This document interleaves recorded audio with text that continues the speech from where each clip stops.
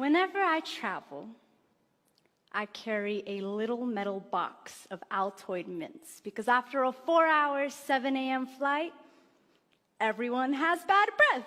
So, almost anyone is willing to take the mint from the Muslim on the airplane. And I know I've been successful when my neighbor turns and asks, "So, what's your name?" You see, even if there was an elephant in the room, I'm still the elephant in the room. Yeah, when an elephant offers you mints on an airplane, I'm fully aware that it's not always easy to accept. So when the courageously curious do pop the "what's your name" question, I try to make it worth their while. My name is Amal. It means hope in Arabic.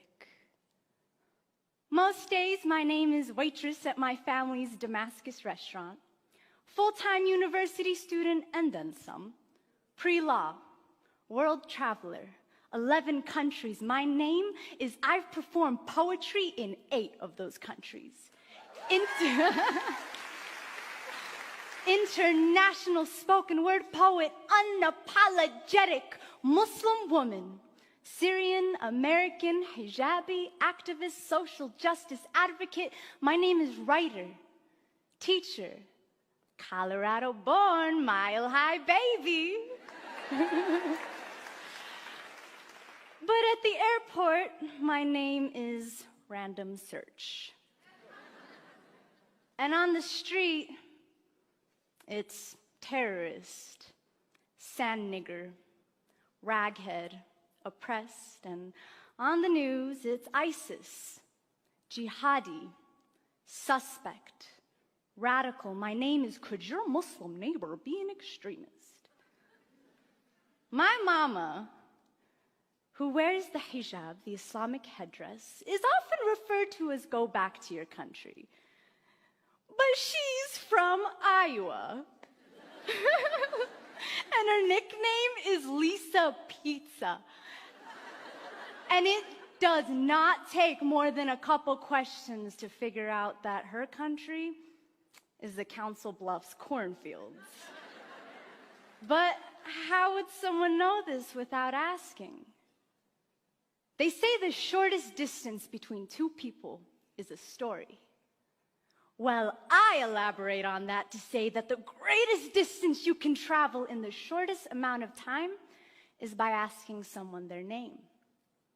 The way we name ourselves is a reflection of who we are. Our declarations, family histories, the things we believe, the morals we abide by, our homes, cultures, transformations, like a Muhammad turned Mo or a Lisa Pizza turned Iman. And how we name others and how, if we allow others to name themselves, is a reflection of our own declarations, of our courage and our fear. The malleability of a person's story must be self-determined, coming from the lips of the storyteller, not the anchorman, not the megaphone, not even the scarf on her head or the melanin in his skin, because no one can speak the names of billions in one breath unless it's in prayer. And oftentimes when we generalize, it isn't because we're praying. And when we don't ask someone their name, we're not asking for their story. In the world of mass media and rampant misinformation, it is hard for anyone, including myself, to deconstruct all these terrifying stories that we hear. And sometimes, instead of isolating them, individualizing them, we tend to paint a group of people with a broad brush, until suddenly, everyone with a hijab on is a raghead that needs liberating. Or everyone with white skin is a racist cracker. Or everyone with black skin is a fatherless nigger. Or everybody who looks like my father is gonna blow up the airplane. Or if the killer had a light complexion, he's just a mentally fragile lone wolf. And we come to this point where we feel like we don't even need to ask people their names because we already gave it to them. In Europe right now, a monumental name change is taking place that has completely transformed a humanitarian responsibility. Countries are deporting refugees. But when you watch news coverage, these refugees are being referred to as migrants. Because let's face it, deporting migrants sounds way more reasonable than deporting individuals who have been forced to flee their country because of persecution, war, and violence.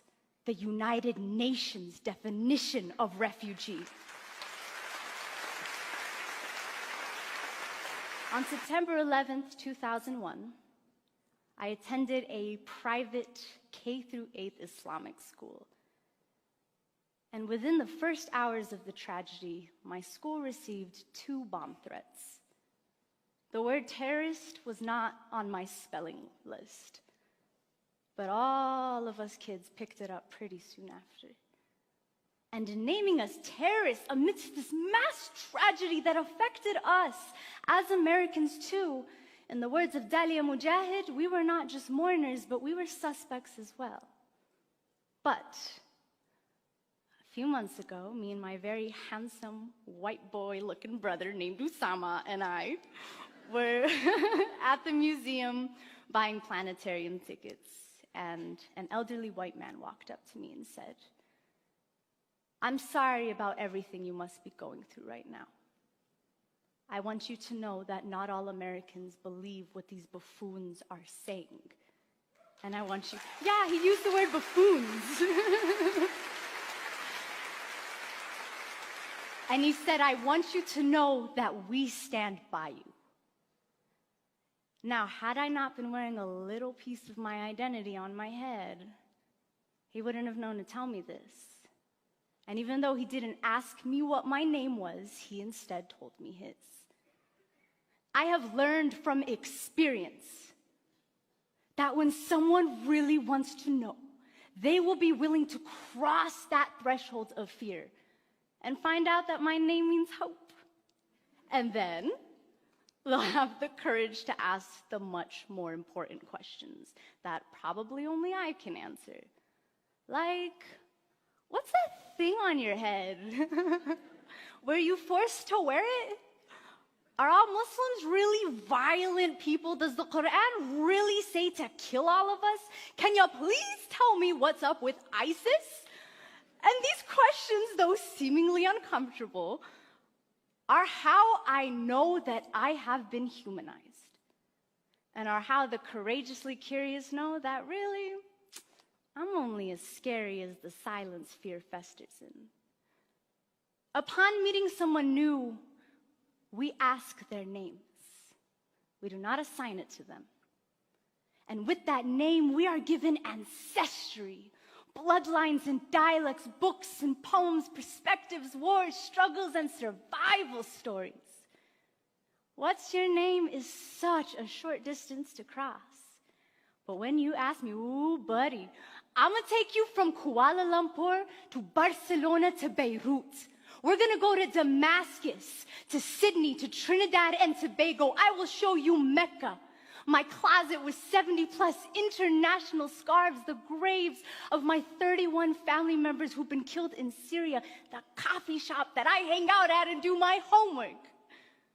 But we must have the courage to claim our curiosity, to go beyond anything we ever knew, anything we ever feared. But it takes two. The elephant who offers the mint, and the one who takes it.